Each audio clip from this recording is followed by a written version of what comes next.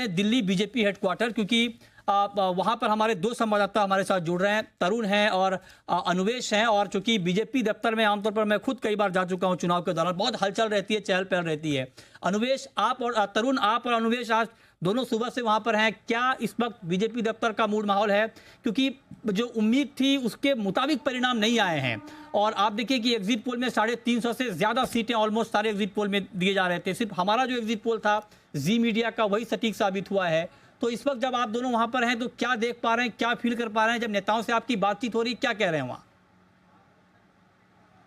बिल्कुल बताना चाहूँगा कि जो बीजेपी की जो सीटें हैं वो अनुमान के मुताबिक नहीं आई है। एग्जिट पोल भी सभी के खराब रहे, सिर्फ जी मीडिया का ये एग्जिट पोल था जो सबसे सटीक रहा। लेकिन अब क्योंकि सीटें अनुमान के मुताबिक नहीं है तो हलचल भी काफ़ी कम है। लेकिन ये देखा जा रहा है कि एनडीए की सरकार बन रही है, इस वजह से थोड़े बहुत ढोल नगाड़े मिठाइयों का लड्डू बांटे जा रहे हैं, लेकिन कोई बहुत ज़्यादा हलचल आज बीजेपी हेडक्वार्टर पे नहीं है। मैं अनुवेश से भी आप बात करना। इसके बावजूद पीएम मोदी जो है, ये कहा जा रहा है, ये अंदेशा लगाया जा रहा है, हमारे सोर्सेज का जो कहना है कि 7 बजे हो सकता है पीएम मोदी आए यहाँ पे, लोगों को, अपने कार्यकर्ताओं को संबोधित करें। हालांकि जीत हो या हार हो, हमेशा ये देखा गया है पीएम मोदी, जो बीजेपी का आला कमान है, जो हाईएस्ट कमांड है, वो हमेशा अपने सपोर्टर्स को सपोर्ट करते रहा है।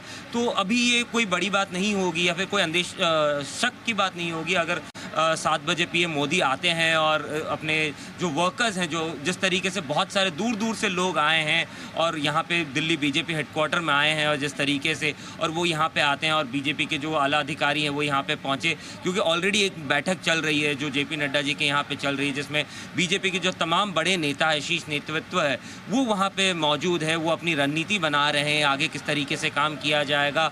ये कहा जा रहा है अपने हमारे सोर्सेज के अनुसार कि बीजेपी के जो आला अधिकारी हैं, आला नेता हैं, वो अपने अपने जो पार्टी के जो दूसरे वर्कर्स हैं, दूसरे जो जॉइंट पार्टीज हैं, उनको फ़ोन किए जा रहे हैं। चाहे मैं उस पर अनुवेश आऊँगा कि जॉइंट पार्टीज के साथ बात की जा रही है, क्योंकि जो अब नंबर्स हैं वो एनडीए के दो ऐसे बड़े घटक हैं जिनके पास काफ़ी अच्छे नंबर्स आ गए हैं, और स्टेट के अंदर बीजेपी ने उतना अच्छा परफॉर्म नहीं किया। ये पहली बार ऐसा हो रहा है कि एलाइज स्ट्रांग हो रहे हैं और जो मेन पार्टी है वो कहीं ना कहीं कमज़ोर हो रही है, क्योंकि जो हम उम्मीद कर रहे थे कि टीडीपी, चिराग पासवान का अगर आप देखें तो उनकी स्ट्राइक रेट इस बार 100% रही है। पहली बार ऐसा हो रहा है, पाँच के पाँच चिराग पासवान जीत गए हैं।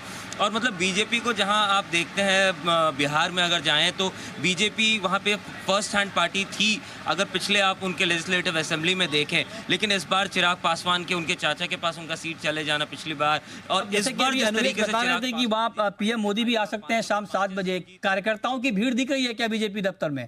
कार्यकर्ता वहां पर है इस वक्त बीजेपी के? बिल्कुल भीड़ है।